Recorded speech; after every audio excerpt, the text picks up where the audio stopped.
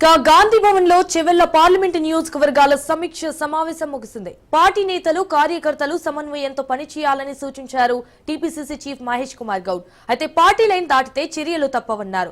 అభివృద్ధి కార్యక్రమాల ప్రచారంపై వెనుకబడిపోతున్నామని, ప్రభుత్వ సంక్షేమ అభివృద్ధి పథకాలను ప్రజల్లోకి తీసుకెళ్లాలన్నారు మహేష్ కుమార్ గౌడ్. రైట్ గా ఇదే విషయానికి సంబంధించి మరిన్ని డీటెయిల్స్ మా బ్యూరో చీఫ్ రాజిరెడ్డి ఫోన్ ద్వారా అందిస్తారు. రాజిరెడ్డి.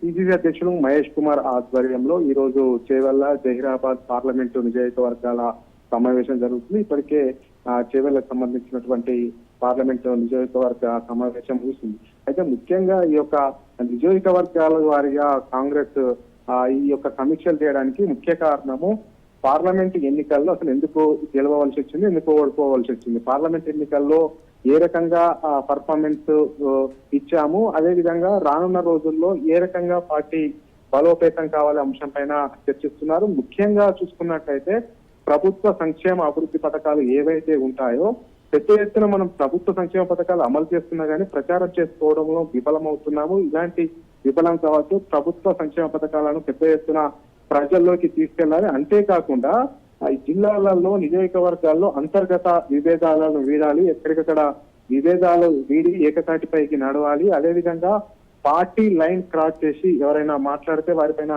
ఖచ్చితంగా కఠిన చర్యలు తీసుకుంటామనేది కూడా పిసిసి అధ్యక్షుడు మహేష్ కుమార్ గౌడ్ వెల్లడించారు. మొత్తానికి చూసుకున్నట్టయితే పార్టీ బలోపేతము, రానున్న రోజుల్లో స్థానిక సంస్థల ఎన్నికల్లో ఏ రకంగా ముందుకెళ్లాలి, ఎలా వ్యూహాలు రచించాలి, అదే విధంగా బీజేపీ మరియు బీఆర్ఎస్ చేస్తున్నటువంటి విమర్శలను ఏ రకంగా తిప్పికొట్టాలి.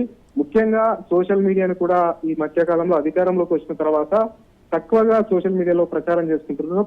ప్రభుత్వ సంక్షేమ పథకాలను పెద్ద ఎత్తున సోషల్ మీడియాలో కూడా ప్రచారం చేయాలి. మౌత్ టాక్ రూపకంగా పెద్ద ఎత్తున ప్రజల్లోకి వెళ్ళాలి. ముఖ్యంగా సన్న బియ్యం ఇస్తున్నాం, సన్న బియ్యం పైన ప్రచారం చేయాలి. బీసీ కులగణన చేశాం, అదేవిధంగా బీసీలకు 42% రిజర్వేషన్ స్థానిక సంస్థల్లో ఎన్నికల్లో ఇస్తామని అసెంబ్లీలో కూడా తీర్మానం చేసి ఆ అంశాన్ని కూడా ప్రజల్లోకి తీసుకువెళ్ళాలి. ఎస్సీ వర్గీకరణకు సంబంధించినటువంటి అంశాలను ఇవన్నిటిని కూడా ప్రజల్లోకి తీసుకెళ్లి పూర్తిగా కాంగ్రెస్ వైపు పాజిటివ్ టాక్ వచ్చే విధంగా చూడాలి. ముఖ్యంగా నేతలు పరస్పరంగా బహిరంగంగా విమర్శలు చేసుకోవద్దు, అంతర్గతంగానే ఏదన్నా మాట్లాడుకోవాలి.